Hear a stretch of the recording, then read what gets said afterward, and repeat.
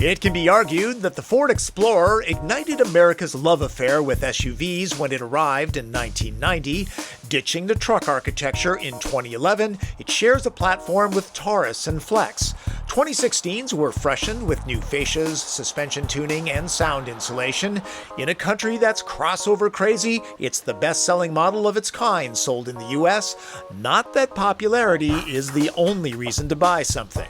Wise shoppers always do their homework and then they test drive at least 3 different vehicles, since these rigs are not inexpensive and there are so many choices. Toyota Highlander, Nissan Pathfinder, Honda Pilot, Chevy Traverse, GMC Acadia. Explorer alone can be ordered in many ways. A base front drive model starts at $32,600. This particular Platinum Edition, good for roaming wealthier zip codes and rough roads, is approaching $55,000. Interior materials aren't quite Range Rover grade, but it's clear Ford recalls owning the brand. There's a kick to open tailgate, always handy. People buy these rigs because they want to haul a lot of cargo and people. Truth be told, minivans do it better. I know I sound like a dad, but it's true. 6 packs of the 2-ply behind row 3 is good. Chrysler Pacifica holds 10.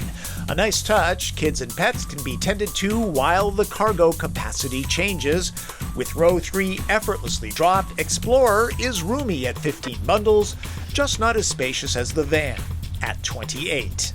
All Platinums run with terrain management all-wheel drive. Simply match the icon to the surface you plan on crossing. Explorer can handle a certain amount of rough stuff. The transmission remains a 6-speed automatic. A standard V6 and turbocharged 4-cylinder are available in other models. Platinum gets the top engine, a 3.5-liter turbocharged V6. It's 365 horsepower and 350 pound-feet of torque. Can be comfortably controlled by nearly any sized driver. Explorer might be large. It moves as if packing a V8. If you need more power, maybe you should be looking at a Mustang GT. Not as handy for hauling the family around, though. Explorer delivers what people want in this segment. For one thing, it's not a van. The seating for up to 7 is raised, the cabin is fairly quiet, and the ride is comfortable with a touch of firmness. Explorer, not a small vehicle, but chuck it into a corner, and it's lighter on its feet than you might imagine. But let's qualify that. It is a 3-row crossover, and the smaller Mazda CX-9 remains the most nimble. Explorer is wider than Edge, about 3 inches, but doesn't really feel like it. At least going forward, it is 10 inches longer. Go with Explorer's turbocharged 4-cylinder for fuel economy that matches Pilot and Highlander. I saw an average of 17 miles per gallon while dipping into the power of the turbo V6, often. Semi-autonomous parking that can find spots automatically is great in a vehicle this size. It's also probably faster at its job than most humans. If you tow, this powertrain is good for tugging 5,000 pounds. Certainly, the Platinum's upgrades are desirable. It's paneled with real ash and aluminum, but going with a lower trim model will drop the price substantially. 2017 models will come with Ford's improved user interface called Sync 3. Audiophiles will enjoy the impressive Sony sound. Squirrels will enjoy all the places to stash things. While there's no surround camera system, the wide-angle front and back is very helpful. In the mid-row, the seats slide fore and aft for either maximum legroom or to show a little love to those in the 3rd row.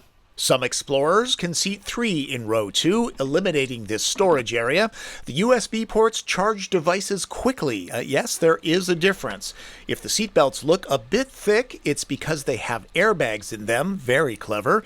The panoramic roof is especially dramatic in back. Seats? Get out of the way quickly. 2 average-sized adults will be okay here in the 3rd row. I'm 5'9", head and legroom, certainly adequate. A van would be roomier, not to beat a dead horse.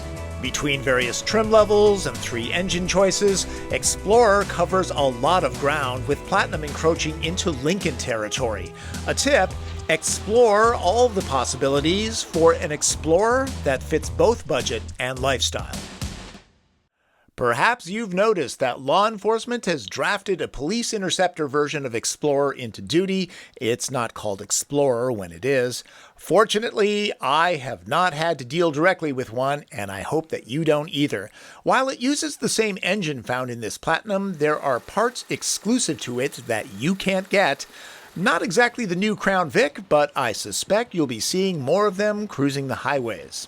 Fun fact, this might be considered a truly American vehicle, built in Chicago, but it's also screwed together in Venezuela and Russia and sold around the world. Ford exported around 56,000 Explorers from the US in 2014.